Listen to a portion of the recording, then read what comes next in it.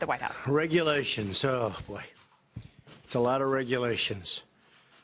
Thank you, Vice President Pence, Secretary Chao, Secretary Zinke, and Chris Liddell. Done an incredible job. We're here today for one single reason: to cut the red tape of regulation. For many decades, an ever-growing maze of regulations, rules, restrictions has cost our country trillions and trillions of dollars, millions of jobs, countless American factories, and devastated many industries. But all that has changed the day I took the oath of office, and it's changed rapidly. You've seen what's happened. We've begun the most far-reaching regulatory reform in American history.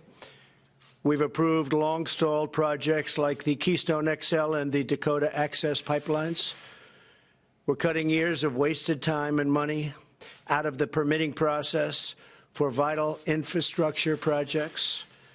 We're scraping and really doing a job and getting rid of the job-killing regulations that threatened our auto workers and have devastated their jobs over the years, but they're all moving back. They're moving back into our country. Those companies are coming back, and they're coming back fast.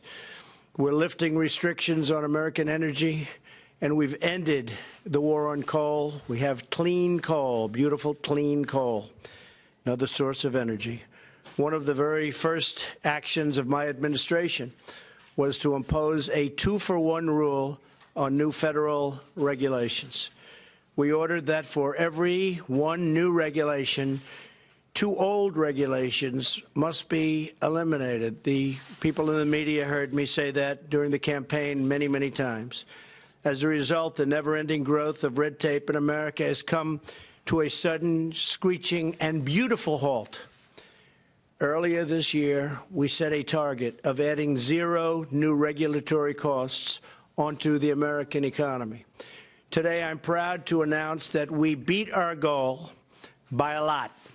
Instead of adding costs, as so many others have done and other countries, frankly, are doing in many cases, and it's hurting them.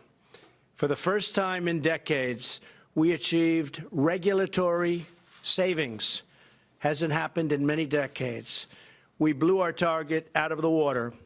Within our first 11 months, we canceled or delayed over 1,500 planned regulatory actions, more than any previous president by far. And you see the results when you look at the stock market, when you look at the results of companies, and when you see companies coming back into our country.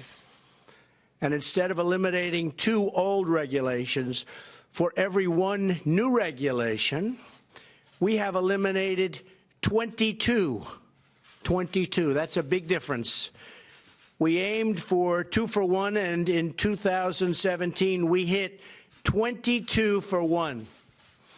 And by the way, those regulations that are in place do the job better than all of the other regulations, and they allow us to build and create jobs and do what we have to do. We are now reducing the size, scope, and cost of federal regulations for the first time in decades, and we are already seeing the incredible results. Because of our regulatory and other reforms, the stock market is soaring to new record levels, 85, not including today. Hopefully we'll set another one today. 85 since Election Day, creating $5 trillion of new wealth. And the $5 trillion was as of about 3 weeks ago, so I assume we probably hit $6 trillion almost. Unemployment is at a 17-year low. Wages are rising. Economic growth has topped 3%. 2 quarters in a row now we've had that. And except for the hurricanes, we would have almost hit 4%. And you remember how bad we were doing when I first took over. There was a big difference, and we were going down. This country was going economically down. Small business optimism is at its highest point in 34 years. And we are just getting started. We have decades of excess regulation to remove to help launch the next phase of growth, prosperity, and freedom. I am challenging my cabinet to find and remove every single outdated, unlawful, and excessive regulation currently on the books. I want every cabinet secretary, agency head, and federal worker to push even harder to cut even more regulations in 2018, and that should just about do it. I don't know if we'll have any left to cut, but we'll always find them. We must liberate our economy from years of federal overreach and intrusion so that we can compete and win on the world stage. And when you look at the stock market and what's happening, such a high level and that has a long way to go, much of that is because of what we've done with regulation. For example, the current process for permitting infrastructure is unacceptably long. This chart, I love this chart. I showed this chart 2 months ago. Chris Liddell. Hold that up, Chris. Chris is not tall enough for this chart, neither is anybody else. This is the process that you had to go through to get permits for a highway or a roadway. You had to go through this process, and it would take many years, many years, right, Chris? And you had to go through 9 different agencies, make 16 different decisions under 29 different laws. It would take from 10 to 20 years, in some cases longer than that. And by the time you finished, you probably gave up. And I think it's, I don't know, I saw this chart. I held this chart up 3 months ago, and I said, bring out that chart. That was a last-minute decision. But it really explains what a disaster it is. We want to take that process down to maybe 1 year. We have it down to 2. We maybe bring it down to 1 year. And by the way, if the highway or the road is not good, we're going to reject it. We're not going to approve everything. We're going to reject it. But for the most part, generally speaking, it's a good thing, not a bad thing. Cutting through this maze is critical to restoring our nation's competitiveness. That is why, under my administration, a highway that would have taken, and we're looking at the numbers, but we're trying to average them out. And people have no idea. They think the number is, in many cases, over 20 years, and we're bringing that way down. Beside this, you can see another really vivid illustration of the monumental task we face. In 1960, there were approximately 20,000 pages in the Code of Federal Regulations. Today, there are over 185,000 pages. So you take a look at that, and I assume that this is today. This is 1960. We're going to cut a ribbon because we're getting back below the 1960 level, and we'll be there fairly quickly. We know that some of the rules contained in these pages have been beneficial to our nation, and we're going to keep them. We want to protect our workers, our safety, our health. We want to protect our water. We want to protect our air and our country's natural beauty. But every unnecessary page in these stacks represents hidden tax and harmful burdens to American workers and to American businesses, and in many cases means projects never get off the ground. That's probably the biggest problem. According to a survey by the National Small Business Association, the average small business today spends $83,000 to comply with a single regulation in just its first year of existence. Small business manufacturers also bear an enormous ongoing burden, spending an average of nearly $35,000 per employee each year. Incredible.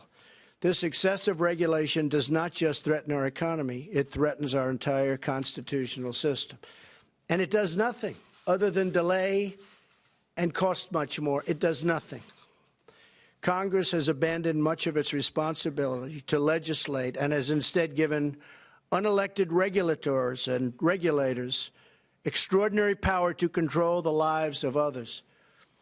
The courts have let this massive power grab go almost completely unchecked and have almost always ruled in favor of big government, with billions and billions of dollars wasted. Regulation is a stealth taxation. So many of these enormous regulatory burdens were imposed on our citizens with no vote, no debate, and no accountability. Now there is accountability. By ending excessive regulation, we are defending democracy and draining the swamp. Truly, we are draining the swamp. Unchecked regulation undermines our freedoms and saps our national spirit, destroys our company. We have so many companies that are destroyed by regulation and destroys, obviously, jobs. Today's call to action is about regaining our independence, reclaiming our heritage, and rediscovering what we can achieve when our citizens are free to follow their hearts and chase their dreams. When Americans are free to thrive, innovate, and prosper, there is no challenge too great, no task too large, and no goal beyond our reach. We are a nation of explorers and pioneers and innovators and inventors, and regulations have been hurting that and hurting it badly. We are a nation of people who work hard, dream big, and who never, ever give up. We are Americans, and the future belongs to us. So together, let's cut the red tape. Let's set free our dreams, and yes, let's make America great again. And one of the ways we're going to do that is by getting rid of a lot of unnecessary regulation. Thank you very much. Thank you.